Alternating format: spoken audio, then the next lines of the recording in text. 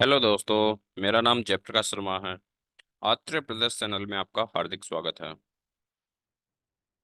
दोस्तों, आज की वीडियो है श्रापिक दोष या योग। ये दोष है या योग है। श्रापिक श्रापिक का तात्पर्य आप समझ रहे होंगे कि कुछ ना कुछ गलत निकल रहा होगा। और ज्यादातर ज्योतिषी इस दोष को या इस योग को हमेशा गलत करते हैं। और जहां परिणाम अच्छे मिलने वाले होते हैं उससे पहले ही ग्रहों को शांत करवा देते हैं। गई तो दोस्तों, इस में सबसे पहले आपको समझना होगा कि दोष लग रहा है या नहीं लग रहा है।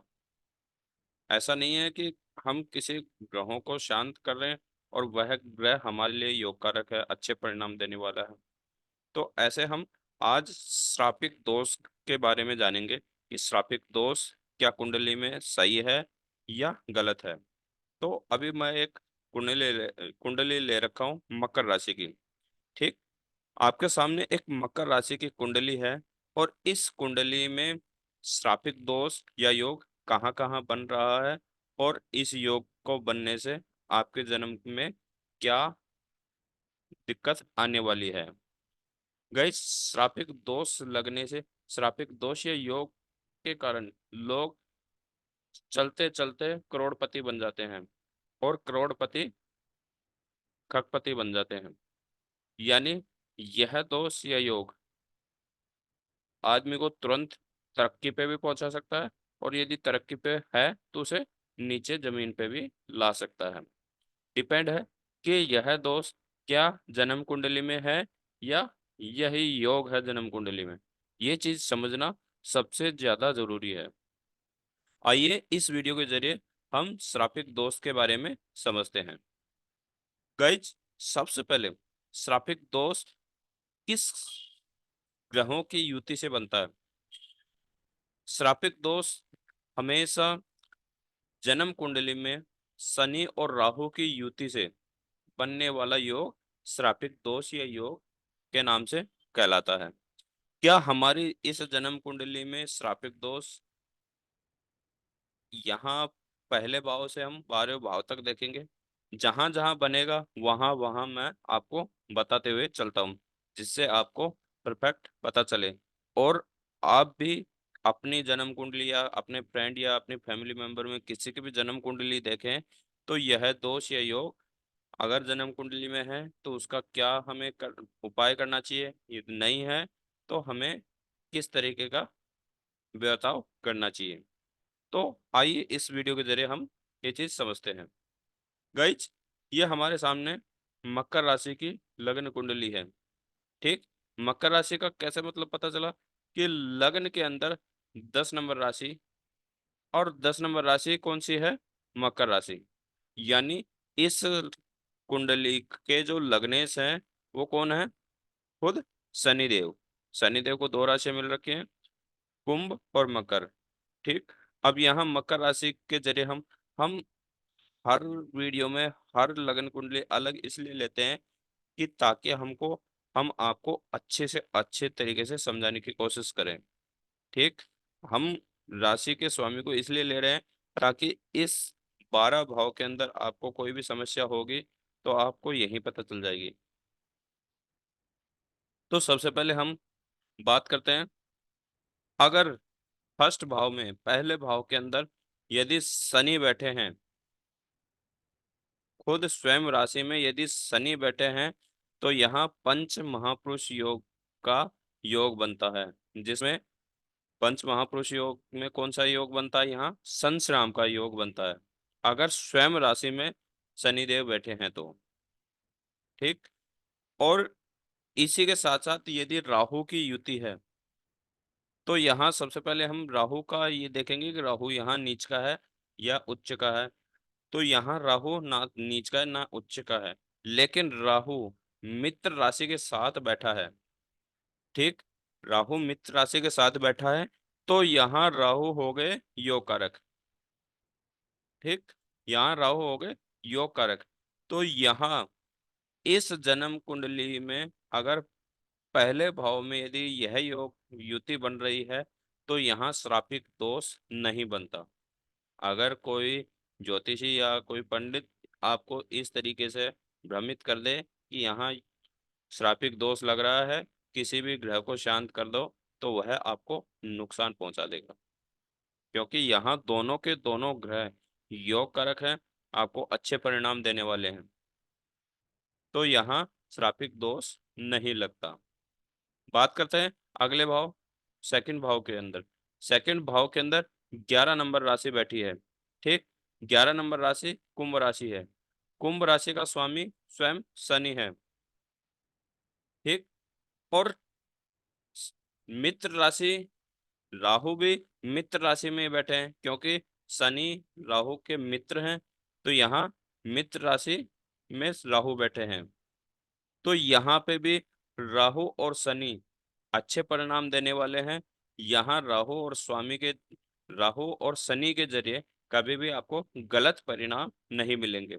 लेकिन अगर डिग्री कमजोर है, डिग्री कम है, तो डिग्री बढ़ाने के लिए आपको बीज मंत्र तथा रत्न की जरूरत पड़ती है। ठीक, उसके बाद थर्ड नंबर घर की तीसरे भाव की बात करते हैं। तो तीसरे भाव के अंदर कौन बैठा है? 12 नंबर राशि मीन राशि बैठी है। मीन राशि के स्वामी कौन है? गुरुदेव। अब यहाँ बात समझने की है, यह मेहनती घर है, यहाँ दोनों राशि अच्छी हैं।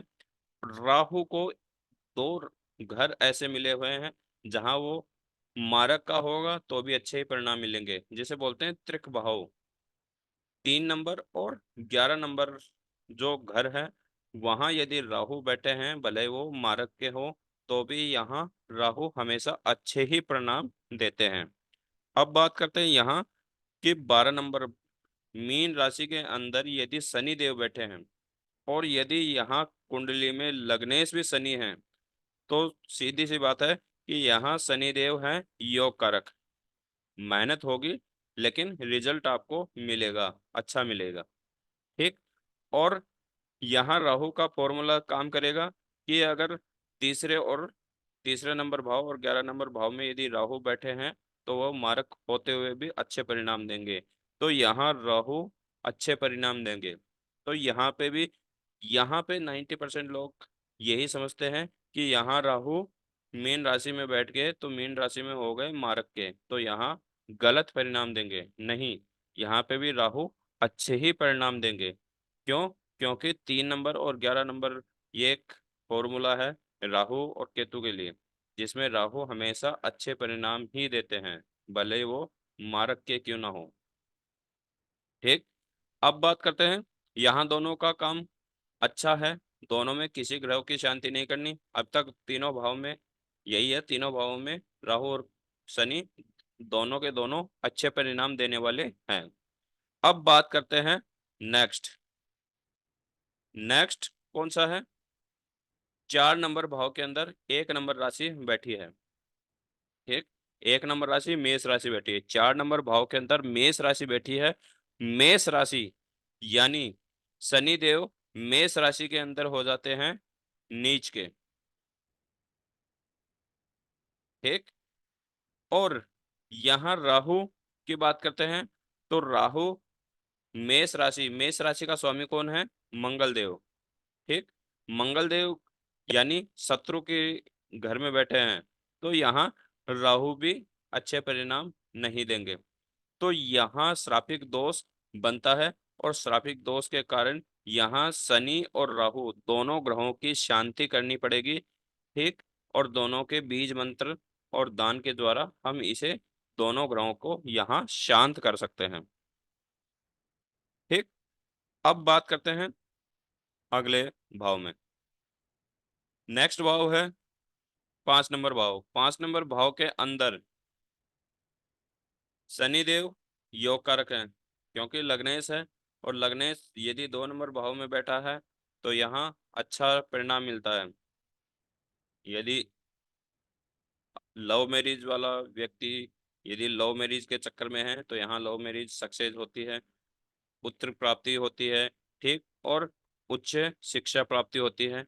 तो इस भाव में यदि शनि बैठा है, तो शनि यहाँ 5 नंबर भाव के अंदर 2 नंबर राशि है शुक्र देव की, तो यहाँ शनि देव हमेशा अच्छे परिणाम देते हैं। उसके बाद बात करते हैं राहु की। राहु 2 नंबर राशि वृष राशि के अंदर उच्च के होते हैं, तो यहाँ राहु अच्छे से अच्छे परिणाम देंगे। ठीक।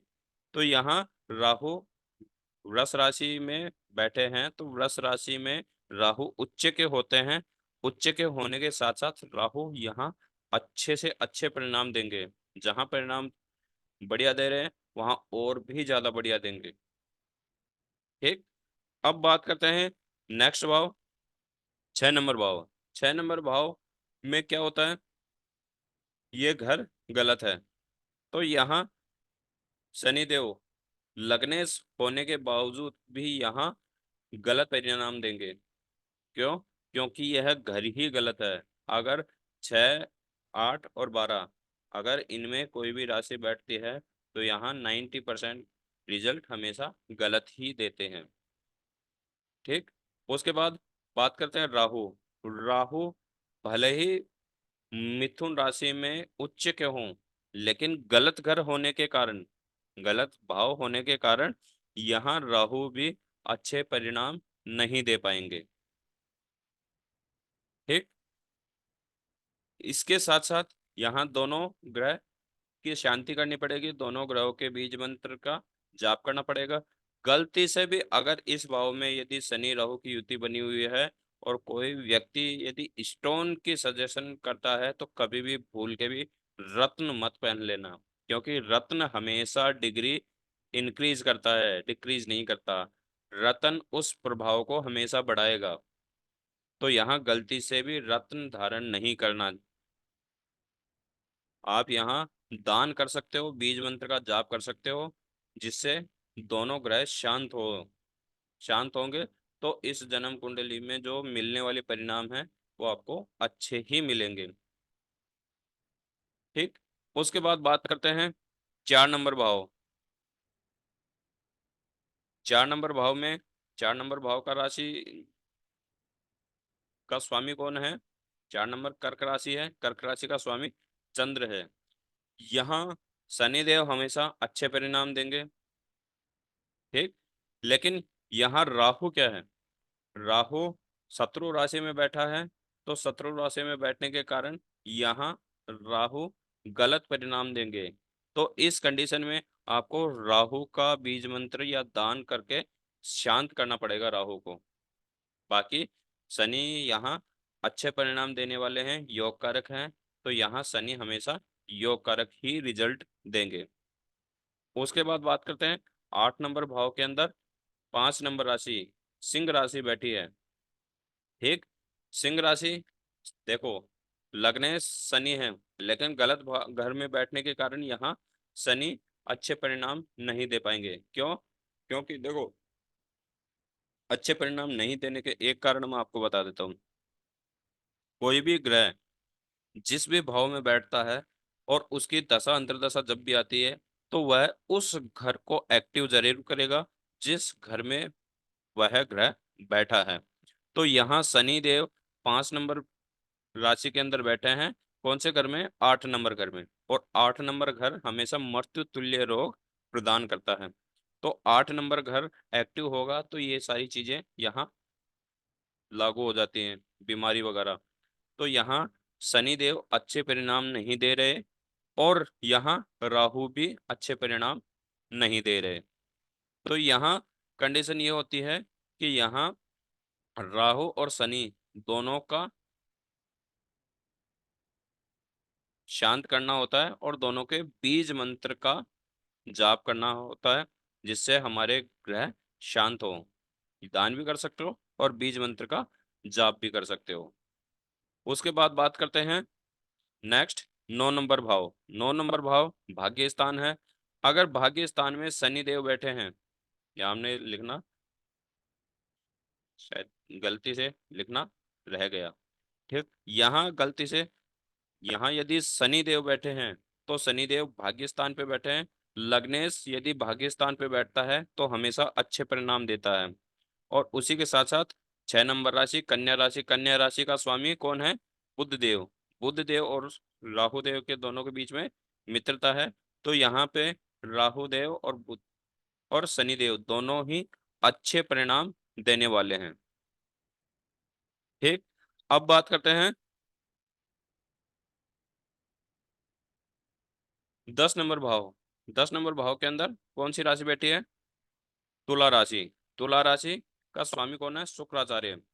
अब यहाँ मेन चीज, शनि देव यदि कहीं पे भी रिजल्ट किस तरीके के दे रहे हो, लेकिन शनि देव जैसे 7 नंबर राशि तुला राशि में बैठते ही शनि देव क्या हो जाते हैं? उच्च के हो जाते हैं। जहां परिणाम 10% मिलना था, वहां पूरा का पूरा 100% मिलेगा। तो यहाँ शनि देव हो गए उच्च के। ठीक। और बात करते हैं राहु देव की। राहु देव भी यहाँ किसके साथ बैठे हैं? मित्र राशि के साथ बैठे हैं, मित्र ग्रह के साथ बैठे हैं। तो यहाँ राहु भी अच्छे परिणाम देंगे। ठीक। जैसे अच्छे परिणाम देंगे, तो यहाँ दोनों ग्रह अच्छे परिणाम देंगे, दोनों का शांति करने की जरूरत नहीं। यह है हमेशा अच्छे परिणाम देंगे। अगर इन दोनों में किसी की भी यदि डिग्री कम है, तो डिग्री का पावर आप बढ़ा सकते हैं, बीज मंत्र के द्वारा या रत्न के द्वारा। सजेशन यही करूंगा कि राहु का कभी भी स्टोन धारण नहीं करना चाहिए, क्योंकि राहु क्रूर ग्रह है, और क्रूर ग्रह कहीं ना कहीं गलत काम करवा ही देता है। तो कोशिश यही यही हो कि यहाँ बीज मंत्र के द्वारा राहु का डिग्री यदि कम है, तो डिग्री को इंक्रीज आप कर सकते हो। ठीक। उसके बाद बात करते हैं 8 नंबर भाव। 8 नंबर भाव के अंदर शनि देव लग्नेश है। ठीक। लग्नेश है, तो लग्नेश यदि 11 नंबर भाव के अंदर बैठता है, तो यहाँ परिणाम अच्छे देता है। ठीक। और यहाँ अगर 8 नंबर राशि के अंदर राहु बैठता है, भले वो किसकी राशि है? मंगल देव की राशि है। वृश्चिक राशि का स्वामी है कौन है? मंगल देव। लेकिन यहाँ राहु नीच के हो जाते हैं। ठीक। राहु नीच के हुए, तो यहाँ राहु हमेशा गलत परिणाम देते हैं। तो यहाँ राहु हमेशा गलत परिणाम देंगे। क्यों? क्योंकि यहाँ राहु नीच के हैं। तो यहाँ राहु के बीज मंत्र का जाप करना है या दान करना है। इससे राहु को शांत करके इस दोष से आपको बच सकते हो। ठीक। उसके बाद बात करते हैं 9 नंबर राशि। 9 नंबर राशि धनु। धनु राशि में राहु नीच के हैं, तो यहाँ नीच के हैं, तो यहाँ यह फॉर्मूला काम नहीं करेगा। ठीक। उसके बाद बात करते हैं शनिदेव। शनिदेव यहाँ 12 नंबर भाव गलत भाव में बैठे हैं, तो यहाँ शनिदेव भी अपना गलत ही परिणाम देंगे, सही परिणाम नहीं दे पाएंगे। मैंने आपको बताया था ना, 6 8 12 में यदि लग्न भी लग्नेश भी बैठ जाता है, तो वह उस घर को जरूर एक्टिव करेगा जिस घर में बैठा है। तो यहाँ दोनों ग्रहों की शांति करनी पड़ेगी। ठीक। और दोनों ग्रहों की शांति करने के बाद आप इस दोष से बच सकते हो। अब अगर डिग्री कमजोर होती है, तो उसका हम क्या करते हैं? बीज मंत्र के द्वारा या रत्न के द्वारा उसकी डिग्री बढ़ा सकते हैं। लेकिन अगर वह मारक ग्रह है, अभी हम योग कारक ग्रह की बात कर रहे हैं, योग कारक में यदि डिग्री बढ़ानी है, तो बीज मंत्र के द्वारा या रत्न के द्वारा उसकी डिग्री बढ़ा सकते हैं। लेकिन अगर नीच का या मारक ग्रह है, तो उसका हम पावर को कमजोर करने के लिए या तो हम दान करेंगे या बीज मंत्र का प्रयोग करेंगे। तो इससे क्या है कि हमारे ग्रह बैलेंस में रहेंगे। अब यहाँ आपको जिस भाव के अंदर डबल क्रॉस लगा हुआ है, वहां पूर्ण रूप से स्थापित दोष योग का योग बना हुआ है। जैसे 4 नंबर, 6 नंबर, 8 नंबर और 12 नंबर, ये टोटल 4 भाव ऐसे हैं जहां प्रॉपर तरीके से श्रापिक दोष लगा हुआ है। लेकिन यहाँ यहाँ एक 7 नंबर भाव और हाँ, 7 नंबर भाव ऐसा है जहां श्रापिक दोष पूरी तरह नहीं बनता। इसको हम आंशिक बोल सकते हैं। इसका एक ग्रह शांत करते ही ये दोष हट जाता है। बाकी 4 नंबर भाव, 6 नंबर भाव, 8 नंबर भाव और 12 नंबर भाव। इसमें प्रॉपर तरीके से सात्विक दोष बनता है, इसमें दोनों ग्रहों की शांति करनी पड़ती है। ठीक, तभी इस दोष से निजात मिलते हैं। ठीक, आशा करूंगा कि यह वीडियो आपको अच्छी लगी होगी, पसंद आई होगी, समझ में आई होगी। गाइज, अगर आप वीडियो पे फर्स्ट टाइम आए हो, हमारे इस चैनल पे इस वीडियो पे फर्स्ट टाइम आए हो, तो मैं रिक्वेस्ट यही करूंगा कि आप सबसे पहले बेसिक कंसेप्ट क्लियर करें, जो हमारे पार्ट 1 से लेकर पार्ट 29 तक हैं। उनको जैसे क्लियर करोगे तभी यह वीडियो आपके समझ में आएगी। अदरवाइज आपको यहाँ कुछ भी समझ में नहीं आएगा। और जो नए पुरानी व्यूअर्स हैं, उनको मैं यही कहना चाहूँगा कि इस वीडियो को इतनी शेयर कर दो, इतने लोगों तक पहुंचा दो कि जहां जिसको भी ये लगे कि श्रापिक दोष क्या है, उसको ये कंफर्म पता चल जाना चाहिए कि श्रापिक दोष किस कंडीशन में लगता है, ताकि वह कभी उस ग्रह को शांत ना कर दे जो उसका योग कारक ग्रह है। इसी के साथ साथ हम नेक्स्ट वीडियो जब बनाएंगे, नोटिफिकेशन आपके पास आता ही है। इसी के साथ साथ करते हैं। जय श्री राम।